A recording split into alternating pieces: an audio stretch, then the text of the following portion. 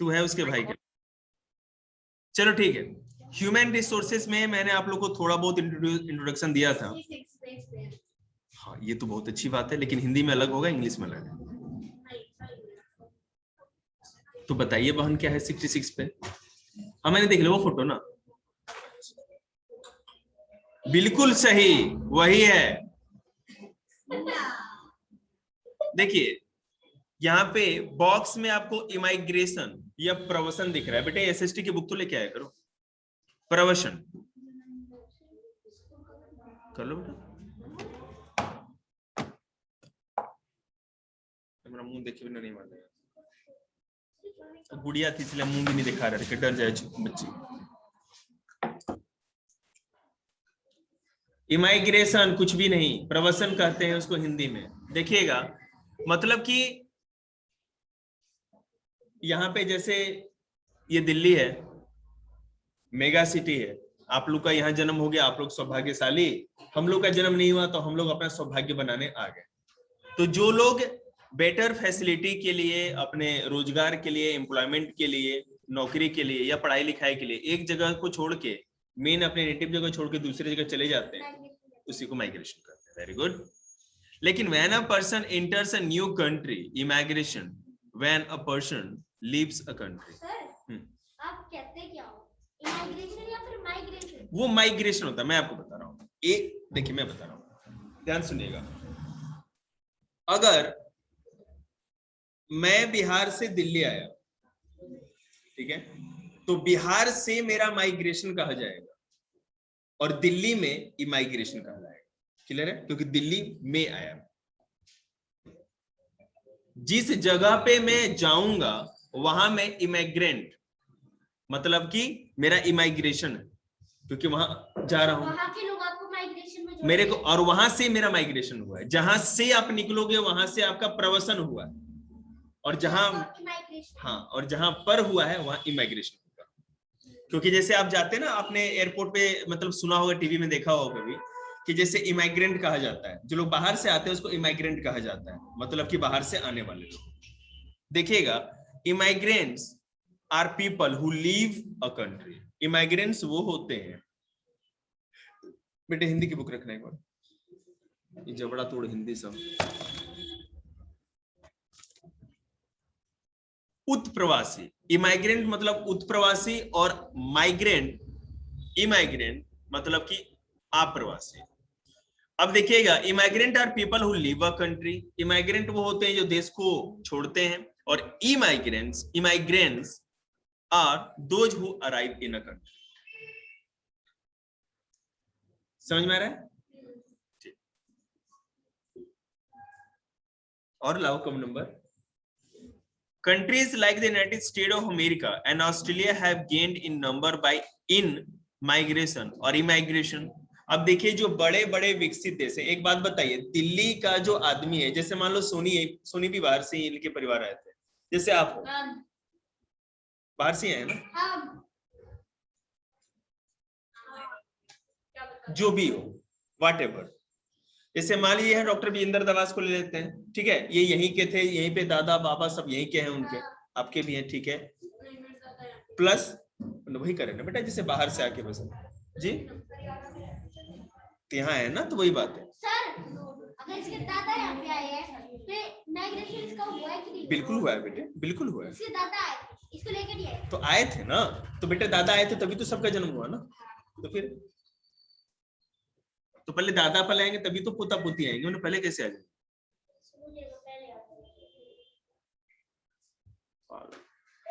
देखिए कोई बात नहीं, उसको छोड़िए, यहाँ ध्यान दीजिएगा। अब जैसे मान लीजिए, मेरे कहने का मतलब जो डेवलप्ड जगह, जैसे मान लीजिए अमेरिका है, यूएसए है, ब्रिटेन है, वो तो पहले से विकसित है।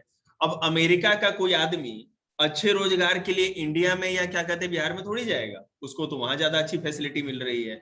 अब मान लीजिए कि दिल्ली का आदमी आगरा क्यों जाएगा, वहां क्यों बसेगा, यहाँ पर ज्यादा अच्छी फैसिलिटी उसको मिलेगी। दिल्ली तो दिल्ली ही है। अब मान लीजिए दिल्ली में आपका प्लॉट हो, कोई घर हो, अब तुम बेच करके बिहार जाओगे पटना बसने के लिए? बोलो, है हिम्मत?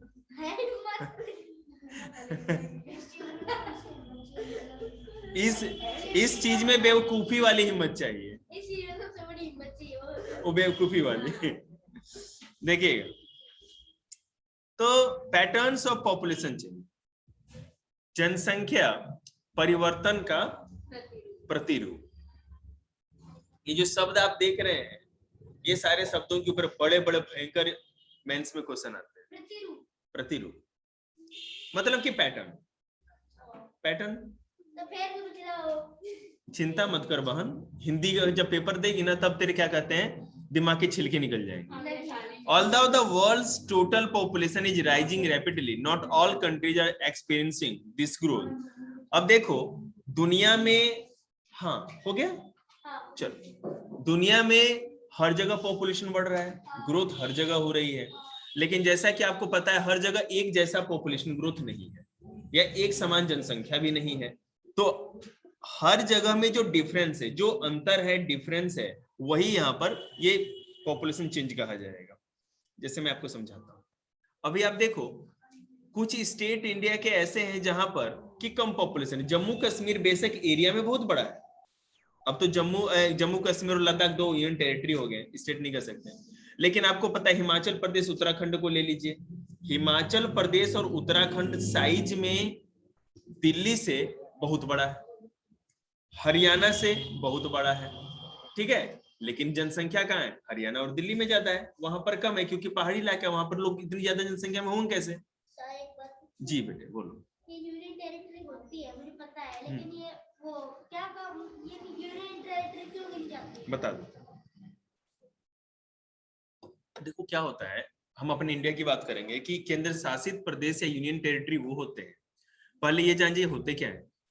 इंडिया में 9 है, ये तो आपको पता ही होगा, और जिसपे प्रेसिडेंट डायरेक्ट अपना प्रशासन करता है, पहली बात। दूसरा, अब प्रेसिडेंट डायरेक्ट करता है तो प्रेसिडेंट का जो एक अपना एजेंट होगा, मतलब जो आदमी होगा वो काम करेगा। मैं बता रहा हूं, सुन तो लो बेटे मेरी बात। अब जैसे जम्मू कश्मीर की बात करो, लद्दाख, लक्षद्वीप, अंडमान निकोबार, वहां लेफ्टिनेंट गवर्नर होंगे। चबा ही जाना लेफ्टिनेंट, बेटे सुन ले बात, दोबारा ना मौका मिले ये सुनने का। तो लेफ्टिनेंट गवर्नर वहां पे उसके हेड होते हैं, वहां पे कोई इलेक्शन नहीं होता, कोई चीफ मिनिस्टर नहीं होता, ठीक है। 2 ही ऐसे यूनियन टेरिटरीज हैं जहां की लेजिस्लेटिव असेंबली या विधानसभा है, वहां पे इलेक्शन होता है और एमएलए लोग चुने जाते हैं और वहां चीफ मिनिस्टर है। एक है दिल्ली और दूसरा है पुडुचेरी, 2 ही। ये क्या है, ये यूनियन टेरिटरी ही है, दिल्ली यूनियन टेरिटरी है, ये स्टेट में नहीं गिना जाता। हमारी बात सुन लीजिए, don't be surprise.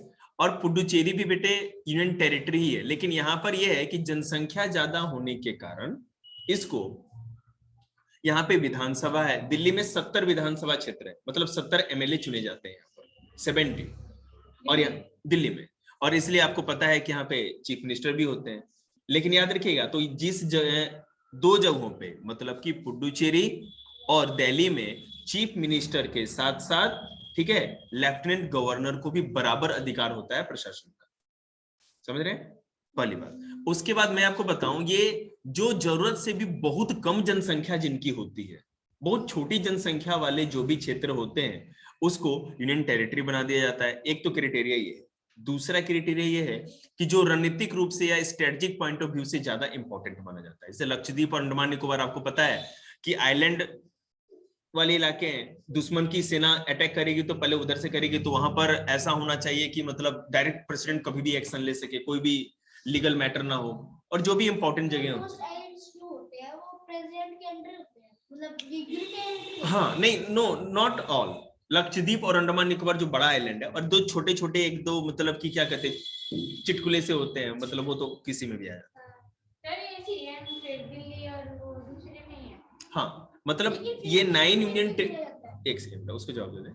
9 union territories ऐसी हैं जिसमें केवल 2 ही हैं जहां सीएम होते हैं, नहीं तो और 28 राज्य में तो सीएम है ही अपने राज्यों का, तो बात ही लगे ना, हम यूनियन टेरिटरी की बात कर रहे हैं। हाँ बोलिए पूछिए। तो मतलब इनको फिर यूनियन टेरिटरी क्यों गिना जाता है? यूनियन टेरिटरी में इसलिए गिना जाता है क्योंकि स्ट्रेटेजिक पॉइंट ऑफ व्यू से ये ज्यादा इंपॉर्टेंट है, ठीक है ना। मतलब कि आप ये कह सकते हो कि देश की रक्षा के लिए इसके कल्चर को लेकर के बहुत ज्यादा इंपॉर्टेंट है, इसलिए इसको, और आपको पता है राष्ट्रीय राजधानी क्षेत्र है। इससे क्या बढ़ जाएगा? मैं आपको बता रहा हूँ, दिल्ली भारत की कैपिटल है, ठीक है। यहाँ पर राष्ट्रपति भी रहते हैं, प्रधानमंत्री भी रहते हैं, तो ये केवल एक सीएम को सारा पावर दे दीजिए, ये पॉसिबल नहीं है, इसलिए इसको यूनियन टेरिटरी बनाया गया। दूसरी कौन सी है? पुडुचेरी है, जो कि आंध्र प्रदेश और तमिलनाडु के बॉर्डर पे है। मैं आपको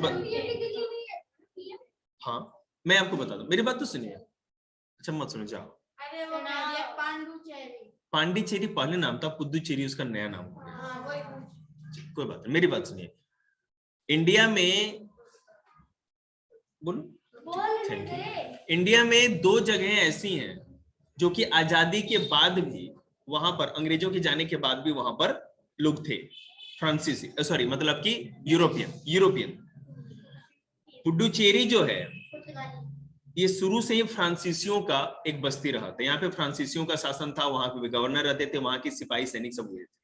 तो आजादी के बाद जैसे आजादी मिली, ये तो देश को छोड़ के चले गए, कोई दिक्कत नहीं। लेकिन जो गोवा आप देख रहे हो, गोवा की बात करें आपको, गोवा भी पहले एक यूनियन टेरिटरी ही था। और जी मैं बता रहा हूँ, तो बोलने तो दे। गोवा पहले यूनियन टेरिटरी ही था, लेकिन जैसे जैसे जनसंख्या बढ़ती गई, अब उसको एक स्टेट ही बना दिया गया, जो भारत का सबसे छोटा स्टेट भी है। और मैं आपको ये बताऊं, यहाँ पर पुर्तगाली जो थे शुरू से ही आके बसे हुए थे। 1960 के अप्रॉक्स, 1960 के करीब, जब भारत को आजाद हुए कम से कम अब 13-14 साल बीत गए, तब तक ये है ना, ये इलाका पुर्तगालियों का ही गुलाम था। बहुत सारा प्रयास किया गया, ये जा नहीं रहे थे, करे कि हम नहीं जाएंगे, हम यही, ये हमारी लैंड है, हमने इसको जीता है। तो जवाहरलाल नेहरू ने फिर इंडियन आर्मी भेज करके इनको मार भगाया, और तब जाके गोवा को आजाद कराया। बेटे मारा, और जो ना मर पाए उनको भगाया। यूनियन टेरिटरी वो होती है, यूनियन मतलब कि केंद्र, और टेरिटरी मतलब कि क्षेत्र, मतलब कि केंद्र शासित प्रदेश, जिसमें सेंट्रल गवर्नमेंट डायरेक्ट शासन करती है, और सेंट्रल गवर्नमेंट का हेड तो राष्ट्रपति ही होता है। ठीक है, ओके। अब let's come to chapter. Don't worry, ये साउथ इंडिया वाला डोंट वरी था। देखिएगा, पॉपुलेशन कॉम्पोजिशन देखेंगे,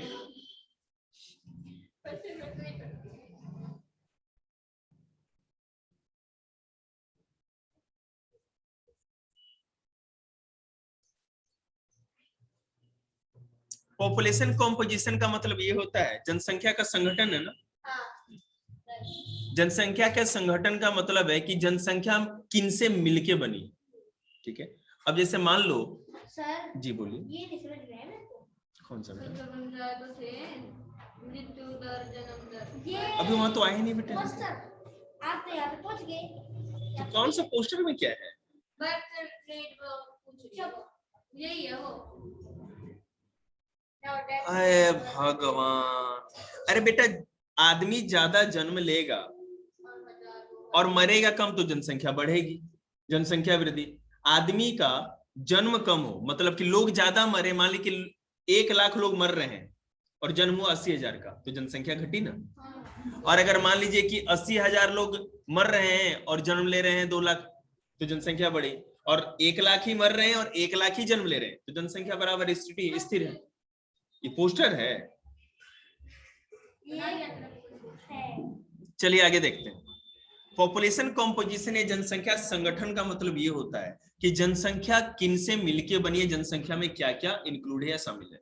अब जैसे देखो, अगर मान लीजिए भारत की जनसंख्या है, तो वहां छोटे बच्चे भी हैं, थोड़े आप लोग जैसे बड़े बच्चे भी हैं, हम लोग जैसे थोड़े मतलब कि और बड़े, उसके बाद और बड़े, कुछ लोग बुजुर्ग भी हैं। लेकिन मैं आपको बताऊं कि यहाँ पे क्या होता है कि हम लोग पूरे पॉपुलेशन को युवा जनरेशन, युवा, उसके बाद कार्यशील जनसंख्या और अकार्यशील जनसंख्या में बांटते हैं। ये आपको हायर क्लासेज में पढ़ना है, फिर भी मैं आपको बताता हूँ। युवा में छोटे से लेके 15 साल की उम्र के आते हैं, 15 से लेके 65 साल की उम्र में कार्यशील या वर्किंग पॉपुलेशन होता है। कार्यशील जनसंख्या है वर्किंग पॉपुलेशन, क्योंकि माना जाता है कि कम से कम 15 साल का बच्चा होना चाहिए और मैक्सिमम 65 साल, मतलब अगर फिट रहे तो 65 साल तक भी लोग वर्क कर सकते हैं, ठीक है।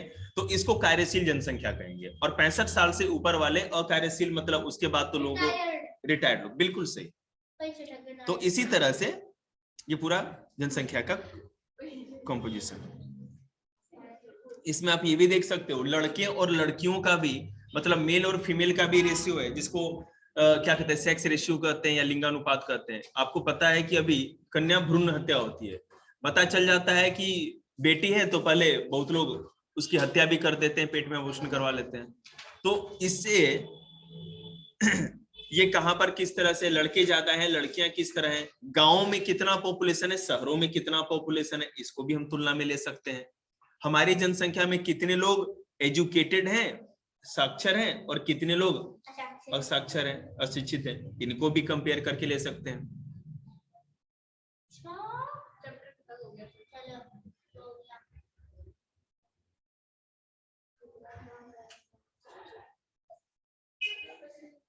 एक चैप्टर और करा देते हैं, एक ही चैप्टर, इस बच्चे भी रहे चैप्टर कोई बात नहीं, पॉलिटी उठाते हैं।